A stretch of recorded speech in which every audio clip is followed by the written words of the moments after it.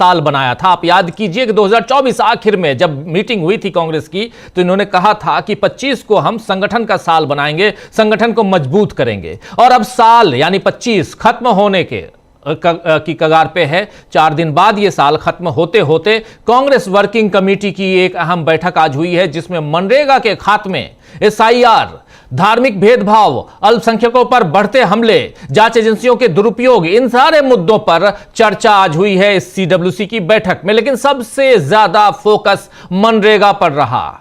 कांग्रेस अध्यक्ष मल्लिकार्जुन खड़गे ने तो बाकायदा सभी सदस्यों को शपथ दिलाई कि मनरेगा को बचाने के लिए लड़ाई शुरू की जाएगी। नए साल की 5 तारीख यानी 5 जनवरी से कांग्रेस मनरेगा बचाओ अभियान शुरू कर रही है। इस शपथ को जरा सुन लीजिए यहां पर, और यहां से फिर कैसे कांग्रेस अगले साल की तैयारियों में जुट गई है, कैसे एक चुनौती पेश कर रही है नरेंद्र मोदी को, कांग्रेस की कौन सी बड़ी प्लानिंग यहां पे हो रही है, यह सब कुछ आज इसमें हम चर्चा करेंगे इस न्यूज पॉइंट में। लेकिन पहले सुनिए इस शपथ को, सुनिए। अभियान की शुरुआत करेंगे। महात्मा गांधी राष्ट्रीय ग्रामीण रोजगार गारंटी अधिनियम मनरेगा की हर हालत में रक्षा करेंगे। मनरेगा कोई योजना नहीं बल्कि भारत के संविधान से मिला काम का अधिकार है। हम ये संकल्प लेते हैं कि ग्रामीण मजदूर के सम्मान, रोजगार, मजदूरी और समय पर भुगतान के अधिकार के लिए एकजुट होकर संघर्ष करेंगे। मांग आधारित रोजगार और ग्राम सभा के अधिकार की तो सुन रहे थे आप, यहां शपथ ले रहे हैं, शपथ दिला रहे हैं खुद मल्लिकार्जुन खड़गे, जो कांग्रेस पार्टी के अध्यक्ष हैं, राष्ट्रीय अध्यक्ष। तमाम अपने CWC के जो मेंबर हैं उनको शपथ दिलवा रहे हैं।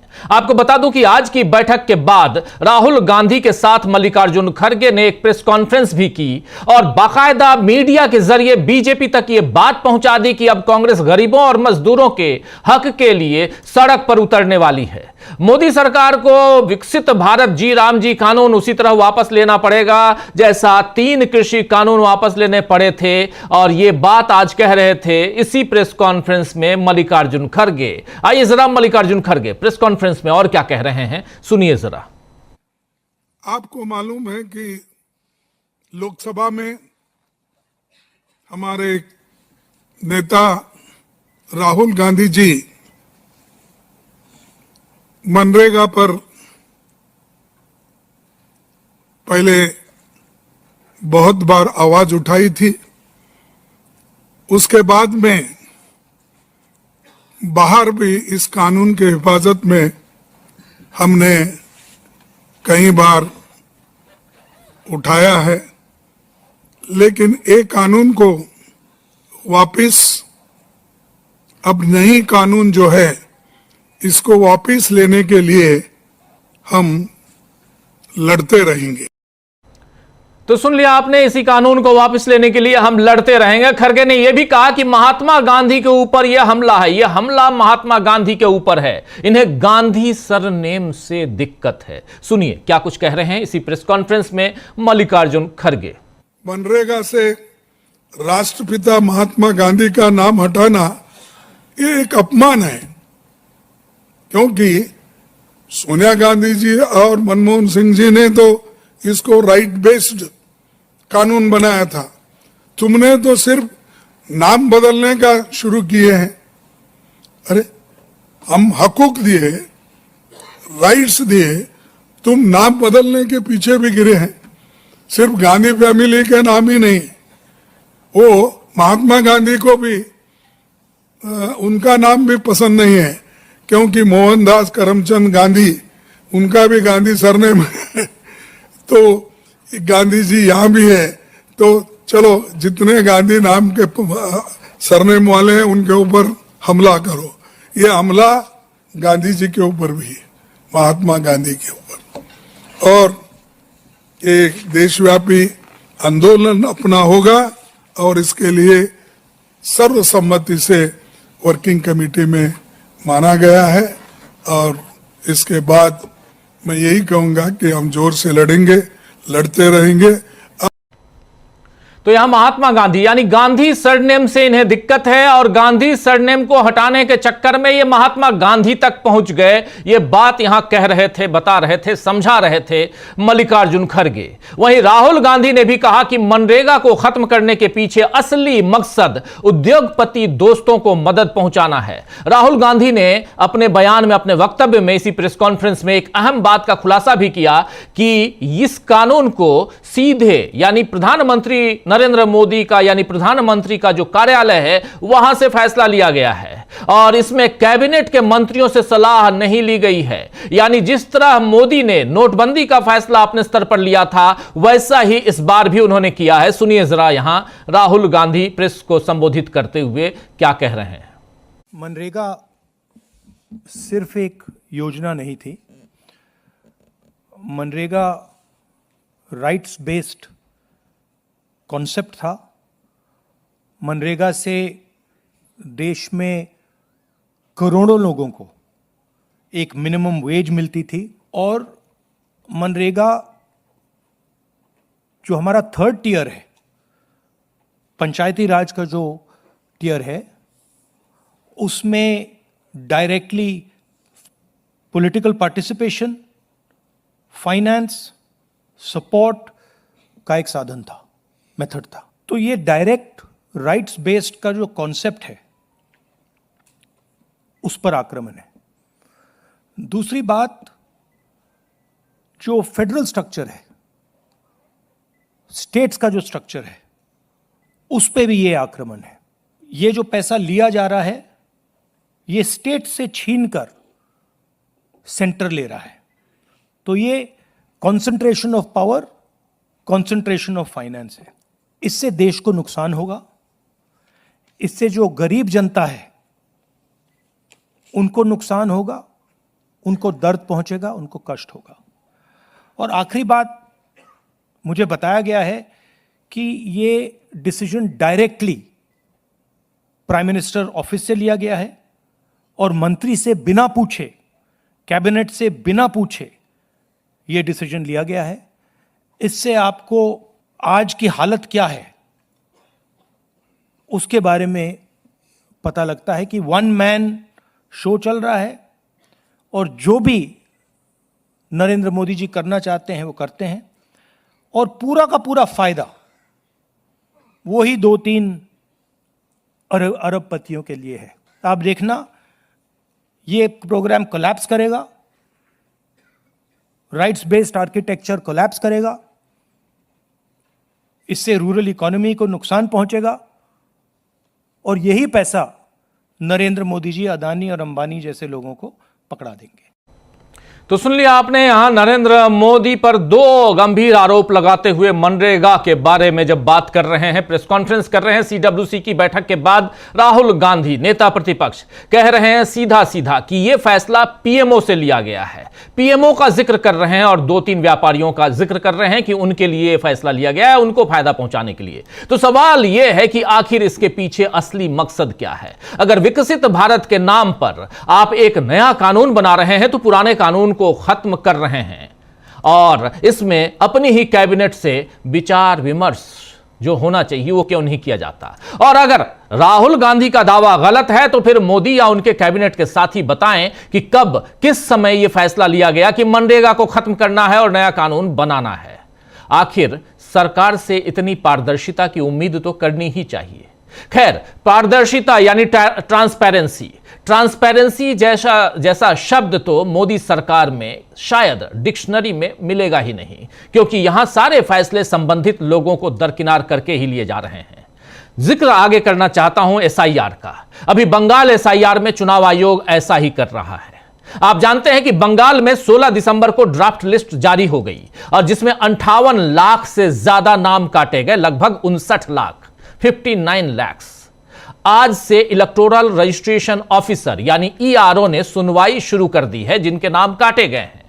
नियम है कि ऐसे मतदाताओं को नोटिस भेजने, पड़ताल करने और मतदाता सूची में नाम रहेगा या नहीं रहेगा यह तय करने का अधिकार इलेक्टोरल रजिस्ट्रेशन ऑफिसर का है यानी ईआरओ का है, उसी के पास है ये। लेकिन अब राज्य के सिविल सेवा अधिकारियों की एक एसोसिएशन ने एक बड़ा मुद्दा उठाया है।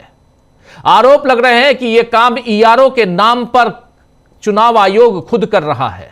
ईआरओ के नाम पर चुनाव आयोग यह काम खुद कर रहा है। ऐसे मतदाताओं को इलेक्शन कमीशन का जो सॉफ्टवेयर है उसके सॉफ्टवेयर से खुद ब खुद नोटिस भेजा जा रहा है और इसमें ईआरओ अभी कुछ नहीं कर सकते। Direct notice. The Indian express की रिपोर्ट के मुताबिक इस बारे में एक चिट्ठी आईएएस जो अधिकारियों का जो एसोसिएशन है उसने राज्य के मुख्य चुनाव आयुक्त के साथ साथ उसकी कॉपी चीफ इलेक्शन कमिश्नर यानी ज्ञानेश कुमार के ऑफिस को भी भेजी है। इस चिट्ठी में कहा गया है कि एसआईआर प्रक्रिया में ड्राफ्ट वोटर लिस्ट से मतदाताओं के नाम खुद ब खुद कट रहे हैं और इसमें ईआरओ की कानूनी भूमिका को नजरअंदाज किया जा रहा है। यह बात यहां साफ साफ इस चिट्ठी में लिखी गई है। आपको बता दूं कि representation of the people act 1950, representation of the people act 1950 जनप्रतिनिधित्व अधिनियम या कानून 1950 के अनुसार अगर किसी मतदाता की योग्यता पर शक हो तो सिर्फ ईआरओ ही नोटिस जारी कर सकता है। सिर्फ ईआरओ ही। अगर किसी मतदाता की योग्यता पर शक हो तो सिर्फ ईआरओ ही नोटिस जारी कर सकता है। ईआरओ ही फैसला करता है कि नाम कटेगा या नहीं कटेगा। लेकिन ईआरओ की तो बात दूर, एसआईआर में चुनाव आयोग का सेंट्रलाइज्ड पोर्टल खुद नोटिस भेज रहा है। एसआईआर जो चल रहा है उस एसआईआर में जो अभी बिहार में आपने देखा कि दसियों लाख नोटिस भेज दिए गए और ईआरओ को पता भी नहीं। ऐसा ही इधर अब पश्चिम बंगाल में हो रहा है। द इंडियन एक्सप्रेस ने खबर दी है कि बिहार में भी ऐसा ही हुआ था और वहां ईआरओ के लॉगिन पर पहले से भरे हुए नोटिस दिखाई दिए जबकि उन्होंने खुद नहीं बनाए थे।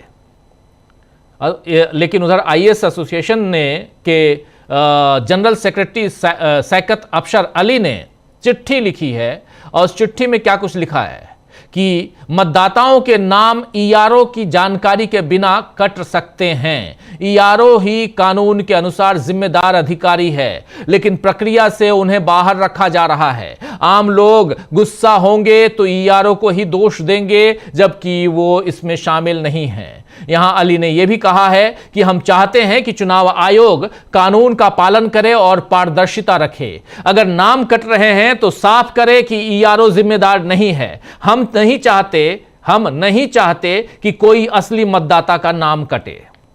अब इस चिट्ठी में चुनाव आयोग कोई सीधा जवाब देता है या आरोप को नकारते हुए आईएएस एसोसिएशन के से हलफनामा मांगता है, यह भी हम देखेंगे।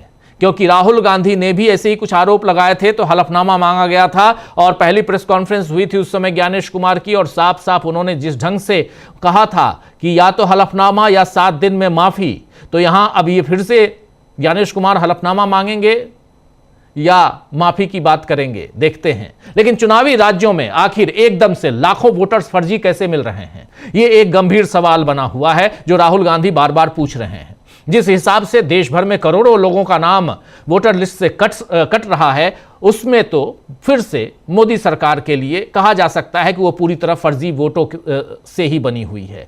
अगर लगभग 3 करोड़ से ज्यादा मतदाताओं के नाम उत्तर प्रदेश में कटे हैं ऐसी खबर आ रही है। 2 करोड़ 89 लाख मतदाता, लगभग 3 करोड़ मतदाताओं के नाम कट गए हैं। 31 तारीख को पहली ड्राफ्टेड लिस्ट आएगी। मतलब 3 करोड़ मतदाता उत्तर प्रदेश में कट गए। 3 करोड़, आप समझ सकते हैं। और इतने मतदाता अगर कट गए, इनके नाम कट गए, तो फिर उत्तर प्रदेश में किसकी सरकार है? किन फर्जी लोगों ने वोट दिए? क्या यह पूरी की पूरी सरकार फर्जी है यह माना जाए? क्या यह सरकार चुनी हुई सरकार नहीं है यह माना जाए? तो सवाल कई हैं। अभी तो 12 राज्यों में एसआईआर हुआ है और यह हाल है। जब बाकी राज्यों में यही प्रक्रिया दोहराई जाएगी तो क्या एकदम से करोड़ों लोगों को मोदी सरकार घुसपैठिया बताएगी? या मोदी सरकार यह कहेगी कि हम फर्जी सरकार हैं, हमको मतदाताओं ने नहीं चुना है, चलिए फिर से चुनाव करवाते हैं। दरअसल मनरेगा खत्म करना हो या अरावली में माइनिंग की इजाजत हो या बलात्कारियों का संरक्षण हो या एसआईआर के जरिए वोट शुद्धिकरण की बात हो, बीजेपी अपने हर फैसले में उलझ चुकी है और अब कांग्रेस इस उलझी हुई बीजेपी को मात देने के लिए नई रणनीति बना चुकी है। तो आइए दोस्तों, आज चर्चा करेंगे कि क्या कांग्रेस इस बार बीजेपी को झुकाकर रहेगी। मोदी और चुनाव आयोग की मनमानी और इस मनमानी के लिए क्या है कांग्रेस की अगली प्लानिंग, इस पे चर्चा करते हैं। हमारे साथ कुछ वरिष्ठ साथी जुड़े हुए हैं, उनसे पहले आपका परिचय करवाता हूं, आगे बढ़ते हैं। देखिए हमारे साथ 5 वरिष्ठ साथी जुड़े हुए हैं। अंशु जी हमारे साथ जुड़ी हुई हैं। अंशु जी आपका स्वागत है। हमारे साथ जुड़े हुए हैं सिद्धार्थ जी, हमारे साथ जुड़े हुए हैं शकील जी, हमारे साथ जुड़े हुए हैं प्रशांत जी और अमलिंदु जी। आप सबका स्वागत इस्तिकबाल। अब तमाम दोस्त साथी शुभचिंतक आप सबका जो अब तक जुड़ चुके हैं उनका भी, जो जुड़ने वाले हैं इस कार्यक्रम में उनका भी स्वागत करता हूं। सीधे आना चाहता हूं सबसे पहले शकील जी आपके पास ही। शकील जी, सुबह से कल से चर्चा चल रही थी सीडब्ल्यूसी की बैठक की, क्या कुछ प्लानिंग हुई है? शपथ तो हमने सुन लिए, हमने ये भी सुन ली कि आगे दोनों की प्रेस कॉन्फ्रेंस राहुल गांधी और मल्लिकार्जुन खड़गे की, और लेकिन और अंदर खाने क्या कुछ था? आप तो थे वहां पे, इसलिए आपसे और भी अंदर की खबर मिलेगी। शकील जी। देखिए, आज की जो सीडब्ल्यूसी की मीटिंग थी वो कांग्रेस ने बिल्कुल अपने उसी सही मुद्दे पे जो देश में सबसे ज़्यादा है उस पर केंद्रित रखी। कल हम बात कर रहे थे कि मनरेगा से ये शुरू हुआ था और मामला कहां से कहां तक पहुंच गया है, नवनीत सहगल तक आ गया है। कहीं ऐसा ना हो क्या बैकग्राउंड में, मगर कांग्रेस जानती है कि देश की ग्रामीण अर्थव्यवस्था को तहस नहस करने वाला ये काम है। इसलिए आज सारी की सारी जो मीटिंग थी उस पर ज्यादातर लोग मनरेगा पे बोले और कांग्रेस अध्यक्ष खड़गे ने जो अपना प्रारंभिक उद्बोधन दिया वो मनरेगा पर ही केंद्रित था। आपने देखा जो बताया अभी, उसके बाद ब्रीफिंग के लिए आज एक बड़ी नई किस्म की चीज हुई है। ब्रीफिंग के लिए कभी भी पार्टी के सर्वोच्च नेता नहीं आते हैं, क्योंकि ब्रीफिंग कोई मौलिक किस्म की चीज नहीं होती है। जो हुआ है उसको बताने के लिए ही आया जाता है, वो प्रेस कॉन्फ्रेंस जैसी चीज नहीं होती है। तो राहुल गांधी खुद आए और मल्लिकार्जुन खड़गे खुद आए, जो ये बताने के लिए काफी था कि वो मनरेगा को और दूसरे इशू को कितनी गंभीरता से ले रहे हैं और आज की सीडब्ल्यूसी की मीटिंग को कितनी गंभीरता से लिया जा रहा है। राहुल गांधी ने आज एक बड़ी जोरदार बात कही। उन्होंने कहा, मुझे मालूम पड़ा है कि मनरेगा हटाने का फैसला मोदी का अकेले का फैसला है, खुद का फैसला है। कैबिनेट को विश्वास पे नहीं लिया और यहां तक कि संबंधित मंत्री से भी नहीं पूछा। और ऐसा ही नोटबंदी में भी मोदी ने किया था। यह बहुत बड़ी बात है। राहुल गांधी ने बता दिया कि उन्हें अंदर से इस तरह की खबरें मिलती हैं, और अंदर से कब खबरें लीक होना शुरू हो जाती हैं? जब सरकार या नेता कमजोर होने लगता है। तो यही स्थिति अब मोदी सरकार की आ गई है कि वहां से खबरें जो हैं सीधे नेता प्रतिपक्ष के पास आने लगी हैं। दूसरी बात जो बहुत इंपॉर्टेंट कही है कांग्रेस अध्यक्ष खड़गे ने कही है कि जिस तरह किसानों के 3 काले कानून किसानों के विरोध के बाद मोदी सरकार को वापस लेना पड़े थे, इसी तरह पूरे देश में भयानक गुस्सा है, गांवों में गुस्सा है, और ये मनरेगा को खत्म करने का कानून भी वापस लेना पड़ेगा। इसके अलावा दोनों ने एक बात कॉमन कही कि ये जो पैसा बचा रहे हैं ये पैसा जाएगा कहां? ये अंबानी अडानी की जेब में जाएगा। ये बैंक जो है उनको पैसा दे रहे हैं और वो पैसे को डुबो रहे हैं। ये पैसा गरीबों का है जो अंबानी अडानी के पास जा रहा है। सीधा अंबानी अडानी के ऊपर आरोप लगाया। और खड़गे जी ने तो एक बात बहुत ही जबरदस्त कही है। उन्होंने कहा, राहुल गांधी सोनिया गांधी का विरोध करते करते ये हर गांधी सरनेम का विरोध करने लगे, राष्ट्रपिता महात्मा गांधी का ही विरोध करने लगे ये लोग।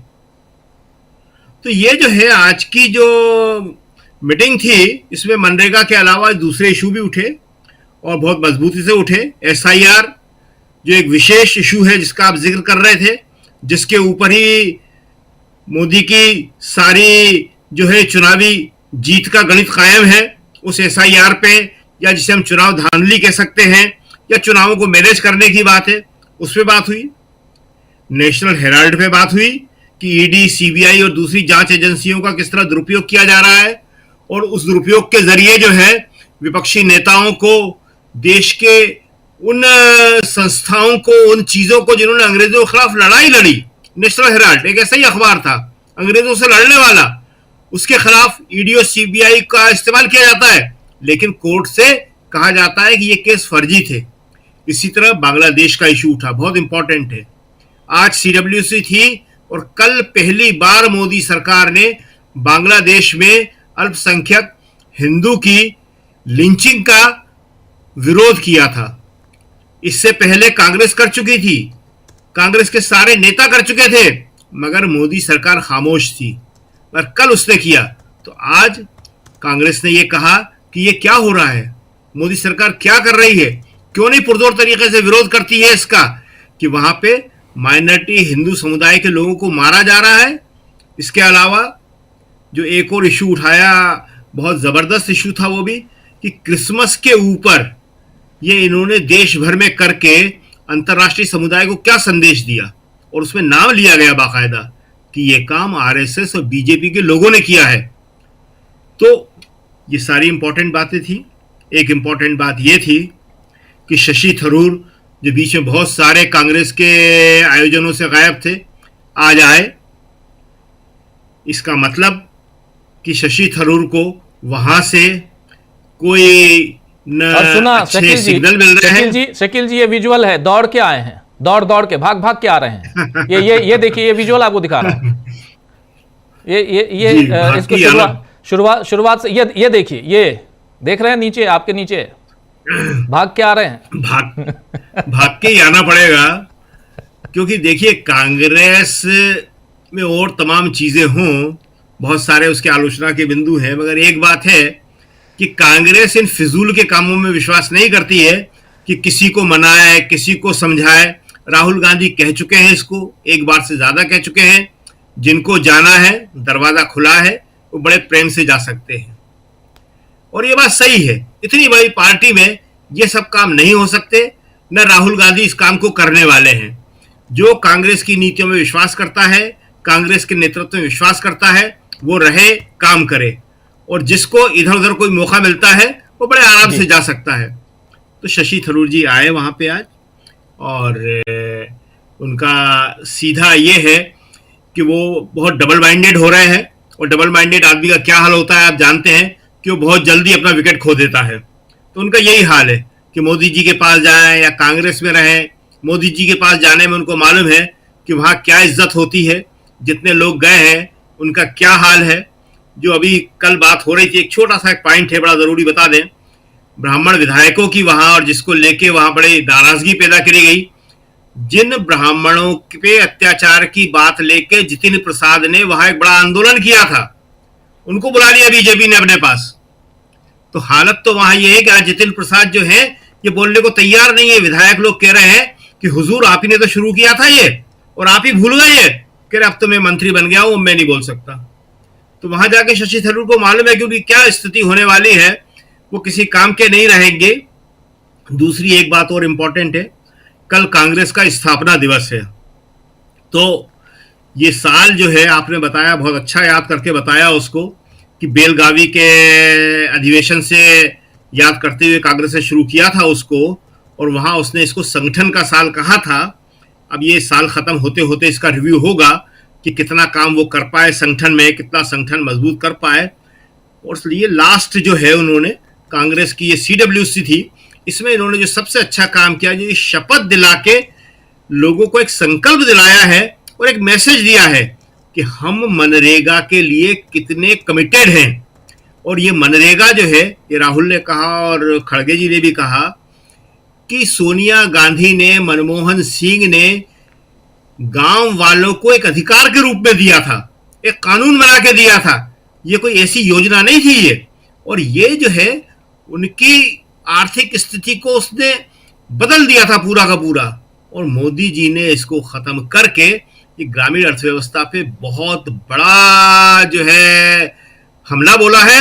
और सबसे बड़ी बात कि ये जो पैसा बचा रहे हैं, ये पैसा अंबानी का अडानी को देने के लिए बचा रहा है। जी राजीव जी।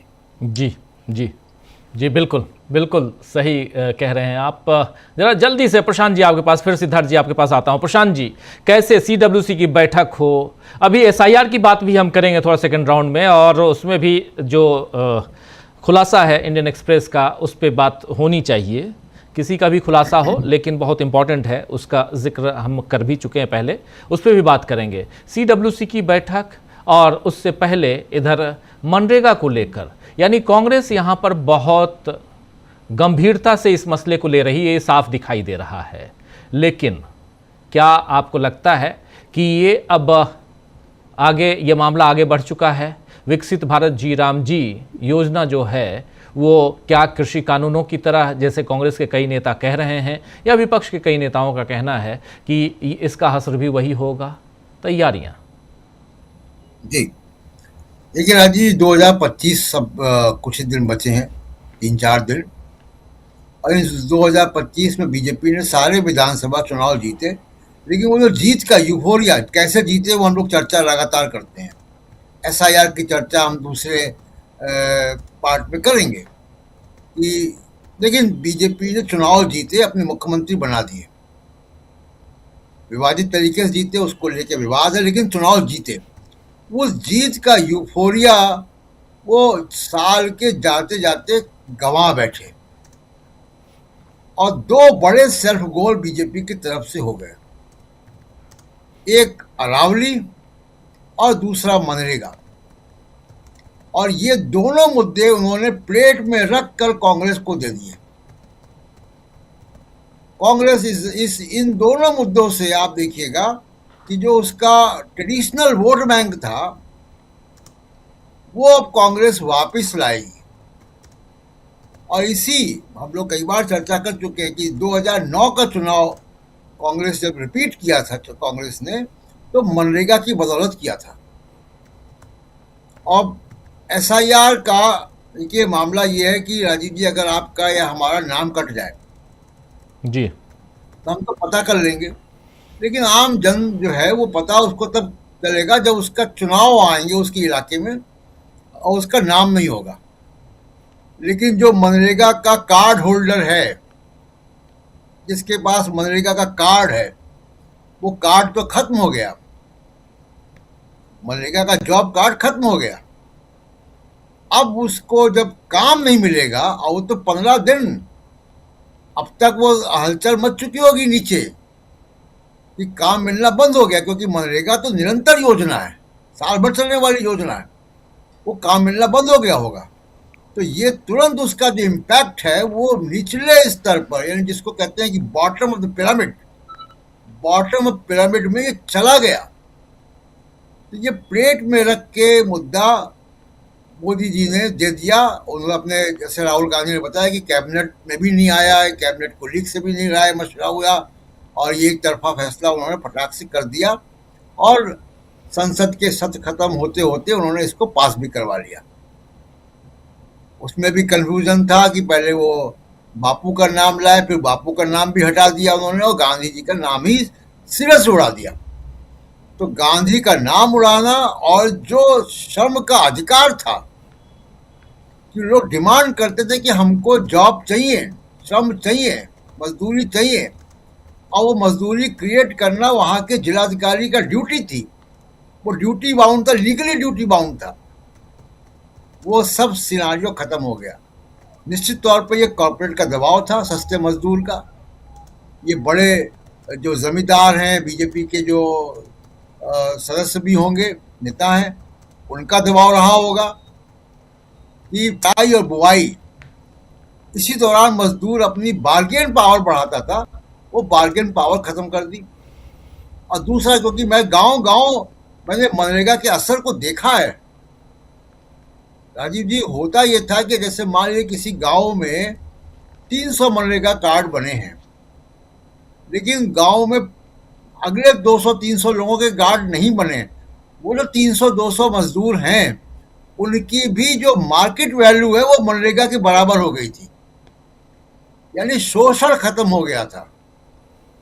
शाम को उसके ड्यूटी आवर्स फिक्स हैं, वो ड्यूटी आवर्स फिक्स है, उसका लंच टाइम होता था, यानी जो शोषण था श्रम का वो खत्म हो गया था। और मनरेगा ने साहूकार से आज़ादी दिलवाई मजदूरों को।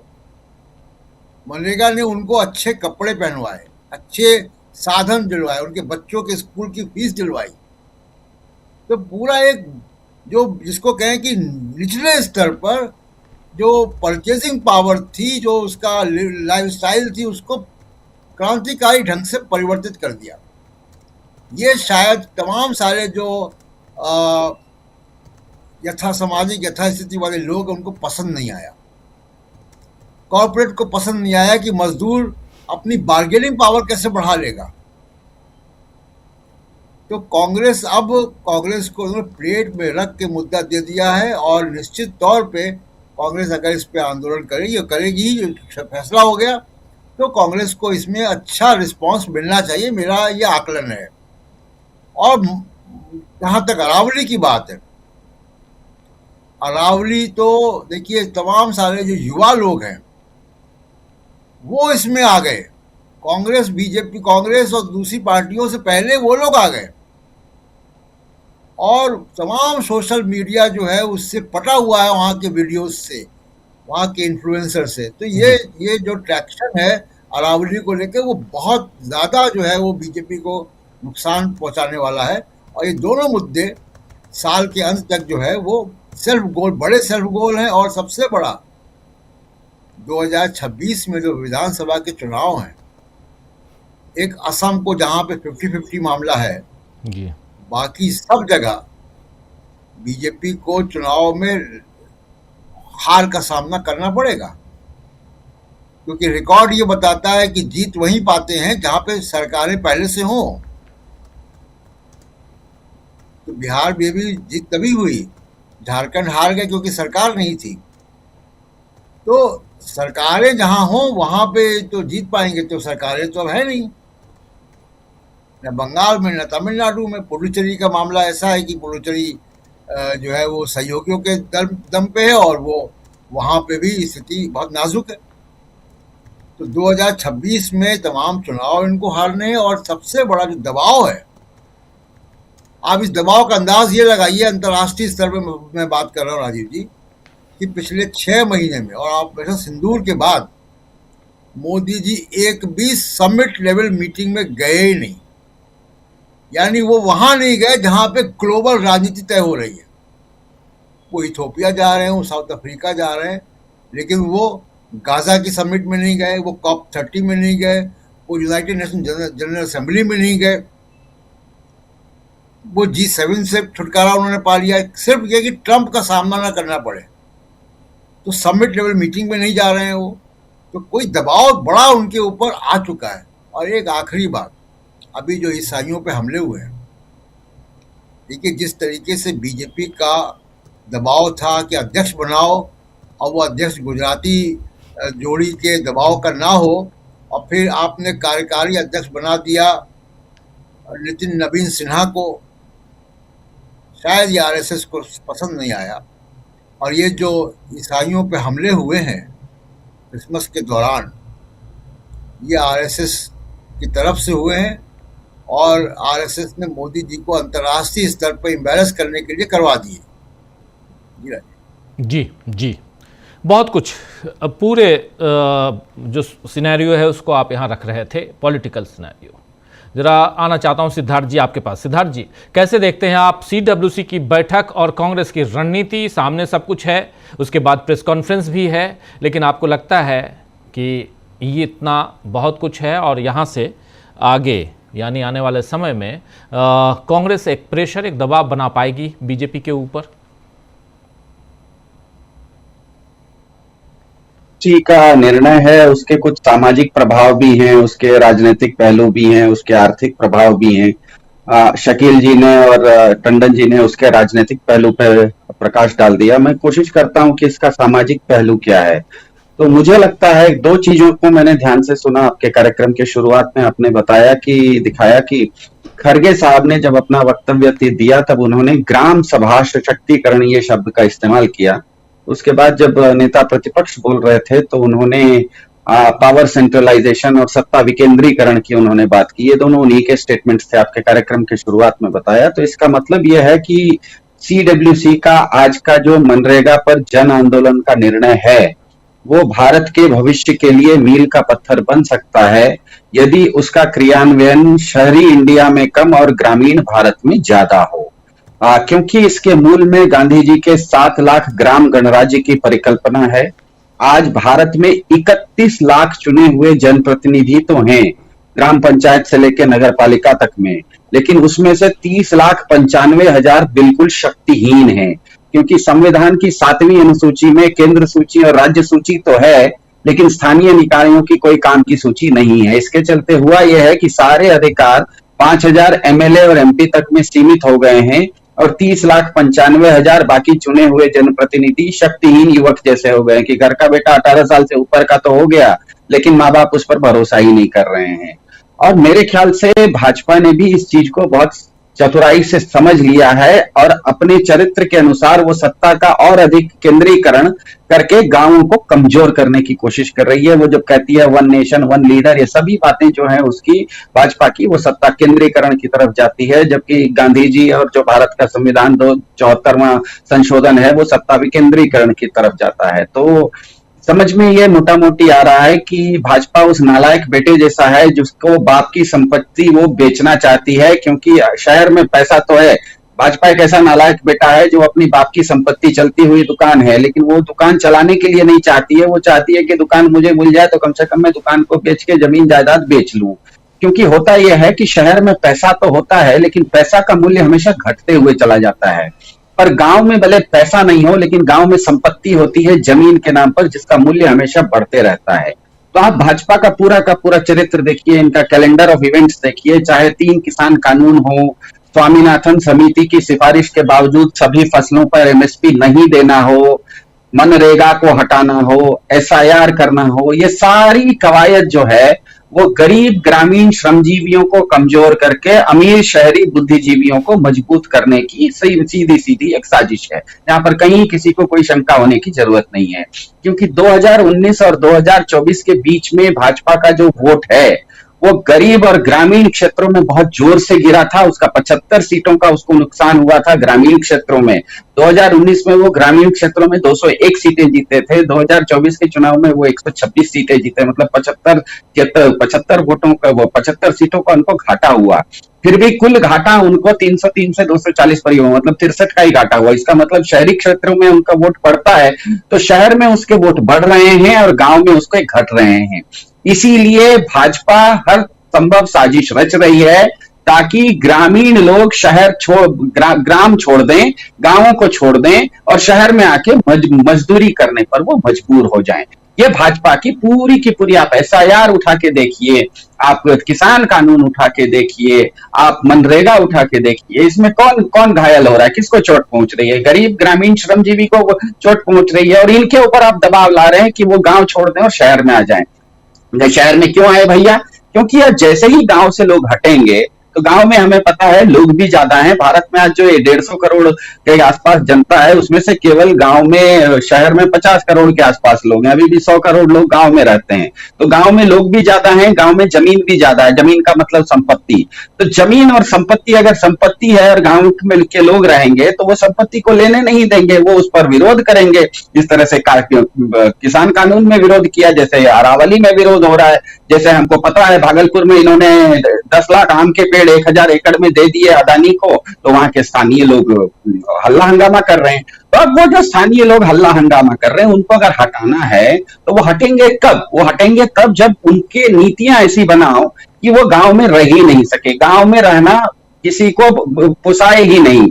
तब होगा जब दबाव आएगा लोगों के ऊपर, खास करके गरीब ग्रामीणों के ऊपर। वो शहरों की तरफ आएंगे और शहरों में आके वो करेंगे क्या? शहर में आके वो सस्ती मजदूरी करेंगे। मजदूरी करने से क्या होगा? जिस तरह से अंबानी अदानी को चंद उद्योगपतियों का फायदा होता है वो फायदा होगा। इसका उदाहरण भी है 2017 से लेकर 2025 तक केवल और केवल उत्तर प्रदेश में, मैंने उत्तर प्रदेश का डाटा खोजा था, शायद वो डाटा कहीं चार्ट में है भी आपके पास, केवल और केवल उत्तर प्रदेश का डाटा बताता है कि 2017 से 2025 के बीच में सरकार के द्वारा कम रेट पर, कम कीमत पर कंपनियों को और कॉरपोरेटों को और उद्योगपतियों को जो जमीन दी जाती है वो 5 गुना बढ़ी है। 2017 में जितनी दी जाती थी 2025 में 5 गुना बढ़ी है। मुझे बताइए, गांव का जमीन जब दिया जाएगा, ये आपके सामने चार्ट है, ये बताता है कि 2017 में 100 एकड़ से कम साल में दे पाई थी उत्तर प्रदेश में सरकार बड़े बड़े उद्योगपतियों को, लेकिन आज 2025 में वो 500 एकड़ से ऊपर जा रहा है। ये ग्राफ अगर इसी तरह बढ़ते रहा तो सोचिए कहां जाएगा। अब भाजपा के साथ दिक्कत यह है कि उसके पास कोई नीतियां तो है नहीं, कमाने का कोई जरिया है नहीं, तो जो नालायक बेटा है वो अगर दुकान नहीं चला सकता तो पहली बात ये सोचता है कि बाप माँ का जो मेरी संपत्ति है वो संपत्ति कैसे बेचूं। तो संपत्ति बेचने का ये पूरा का पूरा कवायद है। तो मेरे ख्याल से इसी कारण से, क्योंकि इसका सामाजिक पहलू बहुत प्रमुख है, सामाजिक पहलू इतना प्रमुख है कि सीडब्ल्यूसी अगर इस चीज को ठीक से ग्रामीण क्षेत्रों में ले जाने की कवायद करे तो सीडब्ल्यूसी को उन ग्रामीण क्षेत्रों के 30,95,000 चुने हुए जनप्रतिनिधियों का तैयार समर्थन अब मिलेगा। जबकि जब ये लोग सभी मांग करेंगे कि जल जंगल जमीन पे पहला हक तो स्थानीय नागरिकों का होता है, सरकार का तो बाद में होता है। और दूसरी बात, जिस तरह से नेता प्रतिपक्ष ने केंद्रीकरण और सत्ता विकेंद्रीकरण की बात की, मेरे ख्याल से उन्होंने बिल्कुल सही कहा, क्योंकि डेटा ये बताता है कि भारत का वोटर भी सत्ता विकेंद्रीकरण की तरफ झुका हुआ होता है। पिछले 40 साल से 10 आम चुनावों में, मतलब 1984 से अभी तक 10 आम चुनाव से ज्यादा, 10 या 11 आम चुनाव हो चुके हैं पिछले 40 साल में, मतलब 3 पीढ़ियों ने वोट दे दिया। 40 साल पहले मैं भी वोट नहीं देता था, मेरे बच्चे भी वोट नहीं देते थे, सिर्फ मेरे माँ बाप वोट देते थे। आज की तारीख में मेरे माँ बाप भी वोट देते हैं, मैं भी वोट देता हूं, मेरे बच्चे भी वोट देते हैं। इसका मतलब 3 पीढ़ी, 40 साल और 10 लोकसभा चुनाव में, पिछले 40 सालों के 10 आम चुनाव में हमेशा ही यह डाटा बताता है कि क्षेत्रीय दलों को 40% से ज्यादा वोट मिलता है, जबकि भाजपा को जब वो 303 सीट की 56 इंची शेर की सरकार भी बनी थी ना, तब भी उनको 40% वोट नहीं मिल पाया था। तो मेरे ख्याल से यह सत्ता विकेंद्रीकरण की तरफ जो सीडब्ल्यूसी का आज का जो निर्णय है, उन्होंने ग्राम सभा सशक्तिकरण की बात की, सत्ता की विकेंद्रीकरण की बात की, तो इनके लिए एक सेना तैयार है वो, लेकिन वो सेना शहरों में तैयार नहीं है, क्योंकि भाजपा ने बहुत चतुराई से इस देश में खाई कर दी है। एक तरफ है इंडिया जिसमें कि भाजपा के अमीर शहरी बुद्धिजीवी लोग रहते हैं, एक तरफ है ग्रामीण भारत जिसमें कि गरीब ग्रामीण श्रमजीवी लोग रहते हैं। तो भाजपा ने ये जो चतुराई से एक बीच में खाई बनाई है, इस खाई को पाटने के लिए आपको सबसे पहले गांवों में जाना पड़ेगा। वहां पर एक तैयार सेना खड़ी है 30,95,000 जनप्रतिनिधियों की। ये सभी लोग राजनीतिक होते हैं, ये छोटा मोटा अपने गांव में चुनाव जीत के अपना काम कर रहे हैं, लेकिन दिक्कत यह है कि चुन के तो जीत के तो आए हैं, ग्राम सभा तो बनी हुई है, लेकिन उसको कोई संवैधानिक अधिकार नहीं है। उनको लगता है कि मैं चुन के तो आया हूं, लेकिन मुझे काम, मतलब राजनीति उनको आती है, वो राजनीति आती है, इसीलिए वहां पर अपने क्षेत्र में वो चुन के आ रहे हैं, कम वोट से चुन के आए, ज्यादा वोट से चुन के आए। तो 30,95,000 इस देश में ऐसे चुने हुए जनप्रतिनिधि हैं जिनके पास राजनीति का अनुभव तो है, लेकिन उनको नीति निर्धारण करने का कोई हक नहीं है। अगर यह सीडब्ल्यूसी उन लोगों तक सीधे सीधे अपनी पहुंच बनाती है तो एक बहुत बड़ी सेना तैयार है, और उसका अगर दबाव किसी के ऊपर आएगा तो मुझे नहीं लगता है कि इस देश की कोई भी सरकार 31,95,000 लोगों का अगर एकजुट कोई एक तरह की मांग निकल जाए कि गांव की जल जंगल जमीन पर तो गांव वालों का पहले बनता है, नागरिकों का हक बनता है, सरकार तो बाद में आएगी। तो आप मेरे गांव की जमीन को अदानी और अंबानी को आप औने पौने दाम में कैसे दे सकते हैं? आज का ही एक समाचार है कि कर्नाटक में कई साल पहले इन्फोसिस नाम की दुनिया भर की नामी कंपनी है, उनकी इन्फोसिस की एक मालकिन है, वो तो शायद आजकल राज्यसभा में भी सदस्य बनी हुई है। कई साल पहले, 20 साल पहले 30 लाख रुपए में कर्नाटक सरकार ने इन्फोसिस को कोई जमीन दी थी 53 एकड़। कल वो, मतलब आज से एक दिन पहले उसी जमीन को इन्फोसिस ने किसी बिल्डर को 250 करोड़ रुपए में बेचा है। मतलब इतने साल तक 25 साल से एक औद्योगिक घराने को सरकार के द्वारा होने पौने दाम पे जो जमीन मिली थी उसमें कोई भी उत्पादक काम नहीं किया, उसने वहां पर कोई फैक्ट्री नहीं लगाई, उसने वहां पर कोई सॉफ्टवेयर पार्क नहीं बनाया, वो जमीन को लेके बैठा रहा। और 20 साल 25 साल के बाद जब कोई बिल्डर आया तो उसको आप 250 करोड़ में वो पैसा 250 करोड़ में दे रहे हो। इसका मतलब क्या है कि उस गांव के लोग अब ग्रामीण रहे ही नहीं, उस गांव के लोग बेंगलोर जैसे शहर में आके अब काम करने लगे हैं, इसीलिए उनकी जमीन पर हक ही नहीं है। तो मेरे ख्याल से ये मामला सामाजिक रूप से बहुत ही महत्वपूर्ण है। कांग्रेस के सीडब्ल्यूसी का जो आज का निर्णय है, इसका अगर क्रियान्वयन बहुत ढंग से हो तो मेरे ख्याल से मोदी सरकार की और भाजपा की जो सैद्धांतिक रूप से जो चूले हैं उसके हिलने की पूरी संभावना है, बशर्ते इस चीज का क्रियान्वयन अच्छा से हो जाए। जी बिल्कुल बिल्कुल, क्रियान्वयन जो है वो बहुत ज़रूरी है और किस ढंग से इस काम को आगे कांग्रेस बढ़ाती है ये देखना होगा। लेकिन कांग्रेस वर्किंग कमेटी में जो बातें आई हैं, जिसका जिक्र कर रहे थे सबसे शुरुआत में शकील जी, बता रहे थे कि किन किन चीज़ों पर, किन किन मुद्दों पर यहाँ चर्चा हुई, जिसमें बांग्लादेश में जो घटना घटी है उस पर भी मोदी सरकार बाद में, लेकिन कांग्रेस उस पर पहले अपनी प्रतिक्रिया दे चुकी थी। और इसके अलावा मनरेगा तो मुख्य मुद्दा है ही। मनरेगा के मुद्दे पे, अरावली के मुद्दे पे कांग्रेस जिस प्रकार खड़ी नज़र आ रही है, और उसके अलावा सेंगर का मामला, कुलदीप सिंह सेंगर की बात कर रहा हूँ, उन्नाव घटना आप सब जानते हैं ये मामला, इसमें भी कांग्रेस, तो ये जितने ऐसे मामले आ रहे हैं जो जन समुदाय को कहीं ना कहीं प्रभावित कर रहे हैं, उन मसलों पे कांग्रेस बहुत एक्टिव नज़र आ रही है। और ऐसे में आज जब राहुल गांधी प्रेस कॉन्फ्रेंस कर रहे थे तो विपक्ष का साथ भी वो कह रहे थे कि विपक्ष, मैं उम्मीद करूंगा कि विपक्ष का साथ भी मिलेगा इस पे। कैसे देखती हैं अंशु जी आप इस बैठक को, और इससे कितना उत्साहित होने की ज़रूरत है विपक्ष को? राजीव जी, जो आज की ये बैठक हुई है ये बहुत ही महत्वपूर्ण है, और ये महत्वपूर्ण इसलिए है, वो हम प्रेस कॉन्फ्रेंस के माध्यम से ही देख सकते हैं कि कांग्रेस के इतने बड़े नेता खुद इसको संबोधित कर रहे हैं, और जिस तरह से संकल्प दिलाया गया है कि मनरेगा को उसकी वापस उसी शक्ल में वापस लाने के लिए हम संकल्परत हैं और उसके लिए संघर्ष करेंगे। और एक तारीख भी बताई है कि 5 जनवरी से वो इस पूरे अभियान की शुरुआत करेंगे, और गांव-गांव में और देश भर में जो कांग्रेस के कार्यकर्ता हैं और इससे जुड़े लोग, और इसके अलावा जितने भी विपक्षी दल हैं, वो इसके साथ जुड़ेंगे। तो मुझे यही कहना है कि ये कांग्रेस के लिए एक बहुत बड़ा मौका है कि सरकार की जितनी भी जन विरोधी ये काम है, ये फैसले हैं, वो लोगों के पास ले जाकर उन्हें एक आंदोलन में तब्दील करें। हम यही देख रहे हैं कि इस जाते हुए साल के साथ जो बीजेपी है अपने ऊपर एक कलंक, और कहा जाए कि बिल्कुल गलत फैसलों का एक बोझा लेती जा रही है, और ये बोझा उनके लिए मैं कहूंगी कि ऐसा साबित होगा जो कहीं उनको ही खुद एक बहुत बड़ा नुकसान ना पहुंचा दे। आप देखिए, एक के बाद एक गलत फैसले ये लोग करते जा रहे हैं। क्या सनक है इनको नाम बदलने की?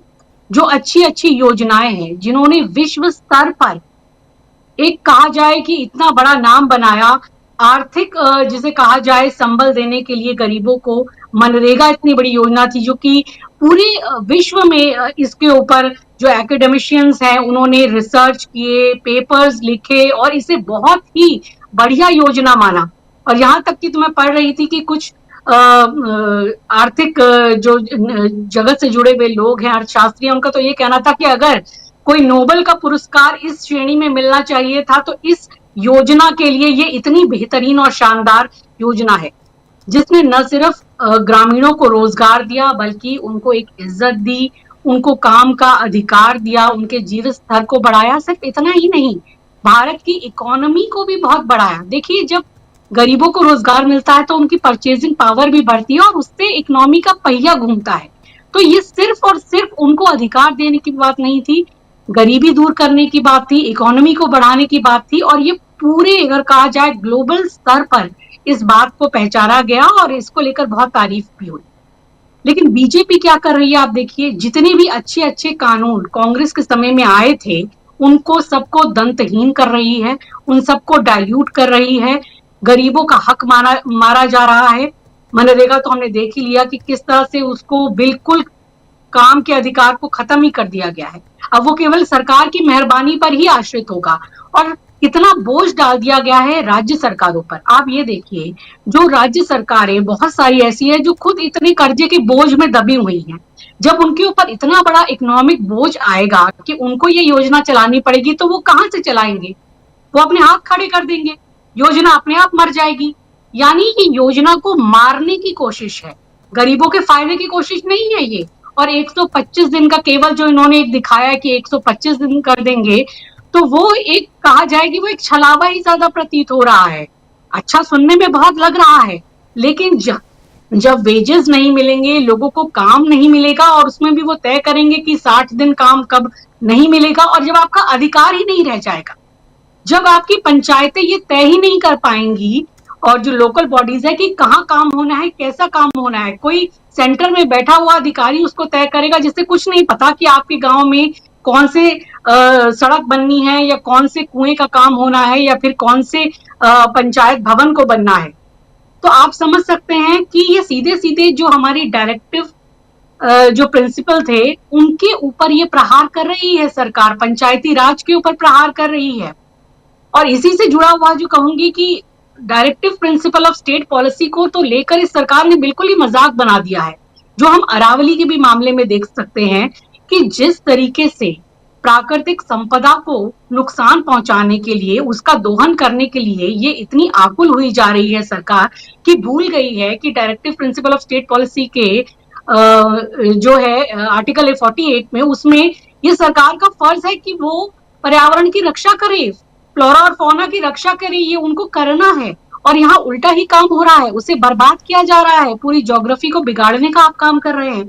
तो मैं कहूंगी कि ये बिल्कुल जैसे कहते हैं ना कि विनाश काले विपरीत बुद्धि, ये सारे फैसले वैसे ही लेते जा रही है। अपना तो एक भी कोई ऐसा बढ़िया कानून बना नहीं सके या इस तरीके की योजना ये ला नहीं सके जो सफल होती। इनसे पूछा जाना चाहिए कि मेक इन इंडिया का आज क्या हश्र हुआ है। मेक इन इंडिया में आपने ऐसा क्या आपने तीर चला लिया? क्या हमारा देश एक मोबाइल फोन तक भी खुद का बना पाया है? हमारे पास क्या अपनी टेक्नोलॉजी है जो हम आज चाइना से या किसी भी एशियन कंट्रीज तक से भी हम कोई मुकाबला कर सके? हम जो अभी कुछ समय पहले राहुल गांधी ने बहुत एक अच्छी बात उठाई थी कि हम मैन्युफैक्चरिंग में कहीं नहीं है, और चाइना आज जहां मैन्युफैक्चरिंग में पहुंच गया है तो सब उसके मोहताज हैं। और हमारे पास इतना बड़ा जिसे कहा जाए जनसंख्या होने के बावजूद, इतना बड़ा जिसे कहा जाता है पॉपुलेशन डिविडेंड, जब आपके पास काम करने वाली इतनी सशक्त पॉपुलेशन होती है और आप उसका डिविडेंड ना ले सके, उसका फायदा ना उठा सके, तो ये आपकी प्लानिंग की, ये आपकी पब्लिक पॉलिसी की, ये आपकी आर्थिक नीतियों की सबसे बड़ी चूक है। हमें आज मैन्युफैक्चरिंग हब बनना चाहिए था, लेकिन हम क्या कर रहे हैं? कुछ नहीं कर रहे हैं। तो ये सारी गलत नीतियां हैं। क्या हुआ है आप सबको जानता है कि स्किल इंडिया से क्या रोजगार मिल रहा है, क्या कुछ हो रहा है। आपने खुद ही देखा है कि सीएजी की जो रिपोर्ट आई है उसमें किस तरह से बताया गया कि इसमें किस तरह का भ्रष्टाचार हो रहा है। सिर्फ योजनाओं के नाम बदल देने से, उनके नाम हिंदी में कर देने से, क्या इससे ये दिखावा भर कर लेने से ये लोगों को क्या बताना चाहते हैं कि हम बहुत बदलाव कर रहे हैं? आप देखिए कि शिक्षा नीति को भी लेकर कितने गलत फैसले किए गए हैं। अभी हम लोग ये देख रहे थे, जान रहे थे कि इन्होंने जो यूजीसी और ये सबको मिलाकर एक बनाने का भी ये जो लाया है कानून, उसमें कितने अधिकार कम कर दिए गए हैं। यूजीसी जो पहले ग्रांट्स देती थी, अब उनके पास पैसा देने का अधिकार नहीं है। अधिकार केवल ये दे दिया कि आप पेनल्टी ठोक सकते हैं 10 लाख तक की, जो कोई भी कुछ भी गलत कर रहा है। यानी सही कह रहे थे सर अभी कि एक व्यापारी ही है, बस कहां से उगाही की जाए, कहां से पैसा लाया जाए। लेकिन जो हमारे शिक्षण संस्थान थे उसको कैसे बढ़ाना है, इनकी तरफ इनका कोई ध्यान नहीं है।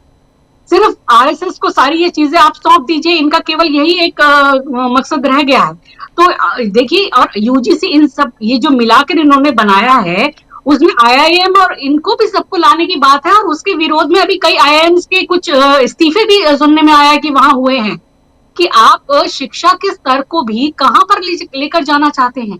तो ये सारे फैसले एक के बाद एक गलत करते जा रहे हैं। और मनरेगा का फैसला और ये अरावली का फैसला, मैं तो कहूंगी कि इनको ले डूबेगा। और कांग्रेस के हाथ में अभी एक बहुत बड़ा मुद्दा है, क्योंकि ये सारे जन विरोधी फैसले हैं। गरीबों, दलितों, पिछड़ों, आदिवासियों के खिलाफ के ये फैसले हैं। और कांग्रेस का वोट बैंक कौन है? कांग्रेस किसकी राजनीति करती है? राहुल गांधी बार बार क्या बात करते हैं? आदिवासी, गरीब, पिछड़े, दलित और जनरल कास्ट में भी जो पिछड़े लोग हैं, जो आर्थिक रूप से कमजोर लोग हैं, उनके लिए हमको काम करना है। तो ये सब फैसले गलत तो जन विरोधी सरकार उन्हीं के लिए लेती चली जा रही है। और ये सरकार सिर्फ इन्हीं चीजों के लिए नहीं, देखिए आज हर लेवल पे बदनामी हो रही है। जिस तरीके से ईसाइयों के ऊपर अत्याचार किया गया है क्रिसमस के मौके पर, किस तरह से एक बुरा संदेश जा रहा है कि हम कितने इनटॉलरेंट और कितने, मतलब कहा जाए कि बुरे लोग बनते जा रहे हैं। पूरा एक हमारा एक गलत संदेश पूरी दुनिया में जा रहा है। हमारा इतना बड़ा डायस्पोरा, इतना बड़ा करोड़ों की संख्या में हमारे देश के लोग काम करते हैं, फ्रांस में, अमेरिका में, यूएस, यूके में, हर जगह पे। अगर वहां पर लोगों को होली दिवाली मनाने के समय में लोग इस तरह से प्रताड़ित करेंगे तो क्या होगा, आप ये बताइए। ये आप क्या एक छवि प्रस्तुत करना चाहते हैं।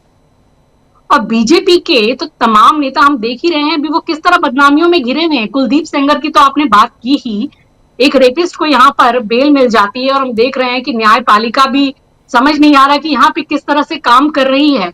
वो तो पॉक्सो था उस समय जब उस बच्ची के साथ रेप हुआ था, वो नाबालिग थी, उसमें तो किसी मतलब पब्लिक सर्वेंट को भी नहीं मिल सकती है रियायत। तो कैसे कैसे तरीके से यहाँ पर काम हो रहे हैं और रेपिस्ट छूट रहे हैं, और जो एनवायरमेंटल एक्टिविस्ट हैं, जो सोशल एक्टिविस्ट हैं, वो जेल में हैं। आज देखिए हम देख रहे हैं कि हमारे सोनम वांगचुक जो हैं वो इस समय जेल में हैं। और क्यों? क्योंकि वो बात पर्यावरण के मुद्दों की उठा रहे थे, वो बात 6 शेड्यूल की उठा रहे थे। और 6 शेड्यूल क्या है? जहां पर लोगों को उनके वन, जंगल, जमीनों, पानी पर अधिकार दिया जाए, जो कि है अभी कई ऐसे राज्य हैं, मेघालय समेत और भी राज्य हैं जो 6 शेड्यूल के अंदर आते हैं, और वहां पर लोगों को अपने अधिकार हैं, अपनी जमीनों के। तो अगर ये अधिकार मिले होते तो आज अरावली के साथ ये करने की ये दुस्साहस नहीं कर पाते, या इस तरह की चीजें नहीं हो पाती। और यही लड़ाई लड़ते हुए आज सोनम वांगचुक जेल में है। वो कैसे हैं ये भी पता नहीं चल पा रहा है। आप ये समझिए कि जो बलात्कारी हैं वो तो छूटे हुए हैं, उन्हें तिहाड़ से छूटने के बाद मालाएं पहनाई जा रही हैं, और जो पर्यावरण की और इतने बड़े मुद्दों की बात कर रहे हैं वो सोनम वांगचुक जैसे जो विश्व प्रसिद्ध जो एक इंसान है, जो जिन्होंने इतने कहा जाए कि पर्यावरण को लेकर काम किया, पर्यावरणविद है, वो जेल में आज सजा काट रहे हैं। किस बात की? सही मुद्दों को सामने लाने के लिए। और केवल कुलदीप सेंगर ही नहीं, मैं बताऊंगी, ये उत्तराखंड में इतना बड़ा मुद्दा है अभी अंकिता भंडारी हत्याकांड का, जिसमें बीजेपी के तमाम आला नेताओं के नाम आ रहे हैं। एक महिला ने पूरा खुलासा किया है, सारे सबूत सामने वो लाई हैं, और लेकिन तब भी सरकार के कान में जूं नहीं रेंग रही है। कोई सीबीआई की वहां पर जांच की बात नहीं हो रही है, बचाया जा रहा है इन सब नेताओं को। दुष्यंत कुमार है, उनका नाम आ रहा है, कितने बड़े बड़े नेताओं का इसमें नाम आ रहा है। और कितनी बेशर्म है सरकार। बात करते हैं बेटी बचाओ की, बेटी पढ़ाओ की, बेटियों को बचाने की। इनके राज में कौन सी बेटियां सुरक्षित है? जो वो बेटी कुलदीप सेंगर की जो उस प्रताड़ना का शिकार हुई थी, जब वो रोते हुए इसका विरोध कर रही है, वो जब सड़क पे है तो कैसे घसीट के उस बेटी को वहां से उठाया जा रहा है। तो क्या कह रहे हैं हमारे प्रधानमंत्री जी? बेटी बचाओ, बेटी पढ़ाओ, ये बेटियां बचाई जा रही हैं। हमने तो देखा कि महिला पहलवानों के साथ भी क्या कुछ हुआ था। और अंकिता भंडारी की आज जो उनकी माँ है वो रो रो के न्याय की मांग कर रही है। तो ये बीजेपी के तो नेता दरिंदे और बलात्कारी हैं, तो साफ नजर में आ रहा है। तो मैं तो यही कहूंगी कि ये जो बीतता हुआ साल है, ये बीजेपी के लिए एक कलंक का समय बनता जा रहा है। इनके गलत फैसलों के समय का ये जो है पूरे देश के सामने ये आ रहा है कि ये किस तरह से अराजक हो गए हैं, किस तरह से ये काम करते हैं। इनको कोई डर नहीं है। इनके नेता बलात्कारी हैं, दरिंदे हैं। ये जो जनता के हित के बिल हैं, जो कानून हैं, उनको पलट रहे हैं। मनरेगा क्या था? मनरेगा से महात्मा गांधी का नाम इन्होंने हटा लिया। मैं तो कहूंगी कि महात्मा गांधी को भी एक तरीके से इन्होंने कहूंगी कि बख्श दिया, क्योंकि महात्मा गांधी बात करते थे अंत्योदय की, और ये मनरेगा उसी अंत्योदय से जुड़ा हुआ था कि जो अंतिम पंक्ति का व्यक्ति है, सबसे गरीब व्यक्ति है, उसकी मदद होनी चाहिए। महात्मा गांधी यही कहते थे कि जब भी कोई फैसला लो तो उस फैसले को लेने से पहले ये जरूर सोचना कि उस फैसले का असर सबसे गरीब व्यक्ति पर क्या पड़ेगा, क्या उसकी जिंदगी में कुछ सुधार आएगा। वही अंत्योदय है। और सर्वोदय के लिए अंत्योदय सबसे प्रमुख है। सबसे गरीब व्यक्ति अगर खड़ा नहीं हो पाएगा, कपड़े नहीं पहन पाएगा, खा नहीं पाएगा, तो कैसा विकास होगा। तो इन्होंने वो उस अंत्योदय की आत्मा को तो मार दिया। इसलिए ठीक है, इन्होंने जी राम जी बिल उसका नाम कर दिया, महात्मा गांधी का नाम निकाल दिया। मैं तो कहूंगी कि महात्मा गांधी की आत्मा भी सोच रही होगी ठीक है मेरा नाम निकाल दो, क्योंकि मैं जो इसके पीछे की बात थी गरीब की सेवा की, वो कहीं इस बिल से पूरी तरह से नदारद कर दी गई और ये केवल मुखौटा और दिखावा बन गया है। और कांग्रेस के पास ये बड़ा मौका है कि जो उनका एक कोर वोट बैंक है, और सिर्फ इतना ही नहीं, जिसकी राजनीति वो कर रहे हैं, गरीबों की, पिछड़ों की, दलितों की, आदिवासियों की, गरीबों की, उनके लिए आवाज बुलंद करे, इसे सड़कों का आंदोलन बनाए। उन्होंने ये कुछ झलक तो आज जरूर दिखाई है प्रेस कॉन्फ्रेंस में। मैं कहूंगी कि लोगों को इसके साथ जोड़ें और इसे गांव-गांव सभी जगह जाकर, क्योंकि जितने भी मनरेगा में काम करने वाले लोग हैं, एक बड़ी संख्या है, एक बड़ा तबका है जो इससे प्रभावित होगा, तो उन्हें अपने साथ जोड़े और इसको एक बड़े आंदोलन की शक्ल दे। और जो एक के बाद एक के फैसले ये सरकार गलत करती जा रही है, उसको इसका खामियाजा भुगतना पड़ेगा और उसके लिए लोगों तक ये बातें पहुंचाने की और बड़ा आंदोलन तैयार करने की जरूरत है। ये करना चाहिए कांग्रेस को। जी जी, कांग्रेस उन्हीं तैयारियों में लगी हुई है। लेकिन अमलेंदु जी, आप कैसे देखते हैं कांग्रेस की तैयारियां, कांग्रेस की प्लानिंग, मोदी और चुनाव आयोग के ऊपर जिस ढंग से कांग्रेस लगातार हमलावर है इन दोनों उस पे, चाहे वो एसआईआर का मामला हो या वोट चोरी का मामला हो, उसमें चुनाव आयोग का मामला आता है, और नरेंद्र मोदी की जो नीतियां हैं उसको भी, और अब सीधे सीधे हमला। कल आपने देखा प्रेस कॉन्फ्रेंस पवन खेड़ा ने की, पीएमओ का जिक्र आया, आज फिर राहुल गांधी ने प्रेस कॉन्फ्रेंस की, पीएमओ का जिक्र आया, यानी बार बार प्रधानमंत्री कार्यालय का जिक्र आ रहा है। क्या कुछ है उधर? देखिए राजीव जी, कांग्रेस की अपनी तैयारियां हैं और हम लोग पहले भी चर्चा कर रहे थे कि आज जो कांग्रेस की सीडब्ल्यूसी की बैठक होनी है उसमें आगे के आंदोलन की रूपरेखा तैयार होगी, और शकील जी ने बड़े विस्तार से बताया कि क्या क्या बातें उसमें हुई और सारे आंदोलन की रूपरेखा ही उसमें तैयार हुई है।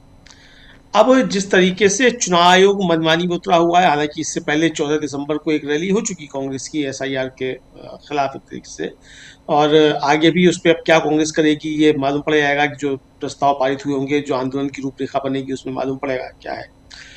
लेकिन एक चीज तो साफ दिखाई पड़ती राजीव जी, अभी तक कहा जाता था कि मोदी जी जो है वो 24 घंटे जो है वो चुनावी मोड में रहते हैं और बीजेपी जो है वो 12 महीने और 365 दिन चुनाव लड़ती है। तो बीजेपी अगर 365 दिन चुनाव लड़ती है और मोदी जी 24 घंटा का चुनावी मोड में रहते हैं, तो राजीव जी यहाँ देखिए रहा है कि कांग्रेस भी अब 24 घंटा 365 दिन जो है वो आंदोलन के मूड में अब दिखाई पड़ रही है। और अगर मुख्य विपक्षी दल 24 घंटा 365 दिन आंदोलन के मूड में दिखाई देगा तो सरकार को चैन आराम से नहीं आएगा राजीव जी। वैसे भी ये एक अस्थिर सरकार है, बैसाखियों पे टिकी हुई सरकार है, हालांकि वो बैसाखियाँ काफ़ी मजबूत हैं। और अब तो चंद्रबाबू नायडू भी जो है वो आरएसएस के जो 100 साल पूरे होते हैं उस पर बधाई संदेश देते हैं आरएसएस को। जो नीतीश कुमार जो थे वो विधानसभा में खड़े होकर बड़ा दहाड़ रहे थे, वो भी अब जो है वो भीगी बिल्ली बने हुए दिखाई पड़ते हैं आरएसएस के सामने। लेकिन इसके बावजूद सरकार कमजोर ही कही जाएगी, चूंकि दूसरों की बैसाखियों पर है। और अगर चुनाव आयोग का सहयोग ना मिले तो फिर स्थितियां और ज़्यादा गड़बड़ उसके लिए होंगी।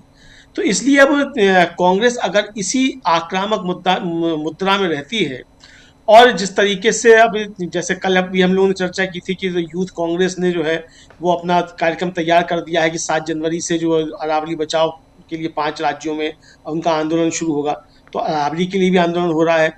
जीवीजी राम जी और महात्मा गांधी मनरेगा कार्यक्रम जो है उसको लेकर आज यह कार्यक्रम तय हुआ है और कहा गया है कि भाई हम इसका संकल्प लेते हैं कि इसको हम वापस लेकर आएंगे।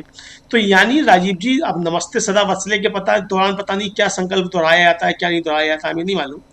लेकिन यहाँ जो है वो संकल्प जरूर दोहराया गया है कि मनरेगा को हम वापस लेकर आएंगे। तो राजीव जी, मोदी जी अब देखिए आप उनके कोई भाषण सुनिए तो बताते हैं कि बड़े सपने हो रहे हैं और संकल्प देश ले रहा है। तो देश संकल्प ले रहा है तो कांग्रेस भी संकल्प ले रही है भाई, तो इसकी भी संकल्प देख लो। देश के संकल्प तो आप बहुत बताते रहते हैं कि देश संकल्प ले रहा है, लेकिन देश कहाँ संकल्प ले रहा है, कौन सा संकल्प लिया, ये मोदी जी नहीं बताते हैं। 2014 में बताया था कि 2022 में जो है हर बेघर को घर मिल जाएगा, किसानों की आय दुगनी हो जाएगी। संकल्प लिया था तब देश ने। उस संकल्प का क्या हुआ वो पता नहीं, लेकिन वो संकल्प की डेट जो है वो एक्सटेंड हो गई है एक्सटेंडेड सरकार की। यहाँ सारे अधिकारी एक्सटेंशन पर रहते हैं, तो वो संकल्प की जो तारीख है वो भी एक्सटेंड हो गई, अब 2047 हो गई है कि 2047 में विकसित भारत बनेगा, तब कोई बेघर नहीं रहेगा और किसानों की आय दुगनी हो जाएगी। तो 2047 का संकल्प मोदी जी का होगा, लेकिन कांग्रेस का संकल्प लगता है राजीव जी इतना लंबा नहीं है कि 2047 तक हम लेकर आएंगे। उसका यही लगता है कि 2029 में अगर उससे पहले मध्यावधि चुनाव होता है तो उसमें भी ये किया जा सकता है। लेकिन राजीव जी, एसआईआर के जरिए जो एक बड़ा खेल होने जा रहा है, ये सिर्फ वोट चोरी का ही मसला नहीं है। ये राजीव जी इस देश के पूरे लोकतांत्रिक और संवैधानिक ढांचे को चरमराने की तैयारी की जा रही है इसके जरिए। और जिस तरीके से वोट काटे जा रहे हैं राजीव, जो जनगणना का काम भी शुरू हो गया है। अब जब जनगणना हो जाएगी उसके बाद फिर परिसीमन होगा, जी। तो जब परिसीमन होगा तो परिसीमन में फिर ये SIR के जरिए जो लिस्ट बनी है ये भी एक आधार बनेगा, और उसके बाद बताया जाएगा कि अब कोई आवश्यकता नहीं है भाई, SC का जो रिजर्वेशन है वो अब खत्म किया जा सकता है, उसकी कोई आवश्यकता नहीं है, आबादी इनकी कम हो गई, देखिए वोट इनके कम हो गए, तो ये बता दिया जाएगा।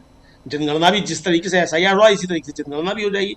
तो एक राजीव जी एक बड़ा जो खेल चल रहा है चुनाव आयोग के सहयोग से जो सरकार कर रही है, मुझे लगता है कि इसी को कहा गया है कि मोदी और चुनाव आयोग की मनमानी, और उसके खिलाफ भी अब कांग्रेस कमर कसकर खड़ी होती हुई दिखाई पड़ती है। निश्चित तौर पर यह कहा जा सकता है कि आने वाला समय एक बड़े आंदोलन की रूपरेखा तैयार करता हुआ दिखाई देगा। 2026 आ रहा है राजीव जी, और 12 साल लगभग मोदी जी को केंद्र में आए हुए पूरे भी हो जाएंगे मई में। तो 12 साल बहुत होता है, इतना ज़्यादा समय मिल गया है मोदी जी को। 12 साल में 12 काम तो कायदे के वो नहीं बताए हैं, लेकिन हाँ जब रात को 8 बजे आए हैं तो देश का सत्यानाश उन्होंने ज़रूर किया है। तो अब लेकिन लगता है कि देश को उनसे मतलब निजात मिले और देश सही रास्ते पर चले, जो 2014 से पहले जिस तरक्की के रास्ते पर चल रहा था उसी तरक्की के रास्ते पर चले, और एक सभ्य सुसंस्कृत समाज जो है वो भारत का बने, इस तरफ भी शायद ध्यान जाएगा। मुझे लगता है कि 2026 जो है वो मोदी सरकार के लिए और बीजेपी के लिए कष्टदायी साबित होने वाला है राजीव जी। जी, कष्टदायक साबित होने वाला 2026 क्या ऐसा लगता है, और उसमें चुनाव आयोग की क्या भूमिका हो सकती है? अभी तक हम लोग ये चर्चा करते आए हैं कि 2025 चुनाव के लिहाज से देखा जाए तो बीजेपी के लिए बहुत ही शानदार रहा। 2 चुनाव हुए, कल ही प्रशांत जी कह रहे थे कि 2 चुनाव, दोनों चुनाव बीजेपी जीती। साल के शुरुआत में चुनाव दिल्ली का, उसमें बीजेपी की जीत हुई। उसके बाद फिर साल के अंत में बिहार का चुनाव, उसमें भी बीजेपी की जीत हुई। और उसके अलावा कुछ इधर उधर के जो छोटे चुनाव हुए उसमें भी इनके इन प्रकार बीजेपी, और खासकर महाराष्ट्र का जो अभी चुनाव हुए हैं निकाय चुनाव, उसमें भी बीजेपी को अच्छी सीटें मिली हैं। लेकिन क्या ये चुनाव दर चुनाव बीजेपी की जीत उसके मंसूबों पर पानी फेर सकता है? ये बात शायद आपको अटपटा लगे। शकील जी, जरा आपसे समझूं, फिर प्रशांत जी के पास आऊँगा। मंसूबों की बात, पानी फेरने की बात इसलिए कर रहा हूं क्योंकि जब इधर कांग्रेस पार्टी मजबूती के साथ मैदान में उतरेगी, और कांग्रेस पार्टी पहले से कह रहे राहुल गांधी का तो ये अब प्रिय सब्जेक्ट हो गया है वोट चोरी, और इसको विपक्ष एक बड़ा मुद्दा ऑलरेडी बना चुका है। और ऐसे में ये जो SIR पहला आपने करवाया बिहार का, उसके बाद अब 12 राज्यों के SIR, और उत्तर प्रदेश में लगभग 3 करोड़ वोटरों के नाम काटे जाने की चर्चा। और ऐसे में आप कैसे मानेंगे कि ये जो चुनाव होने वाले, चुनाव अभी हैं 5 राज्यों के चुनाव, वो लेवल प्लेइंग फील्ड के साथ होंगे? और ऐसे में कैसे माना जाए कि देश की जनता चुपचाप हाथ पे हाथ धर के बैठी रहेगी, और खासकर उन राज्यों की जिसमें हम पश्चिम बंगाल देख रहे हैं, तमिलनाडु देख रहे हैं, ऐसे राज्यों की? शकील जी। चुनाव वो जीत रहे हैं, लेकिन चर्चा राहुल गांधी की ज्यादा हो रही है। वो चुनाव जीत सकते हैं, लेकिन आज वाकई ये स्थिति आ गई है कि अब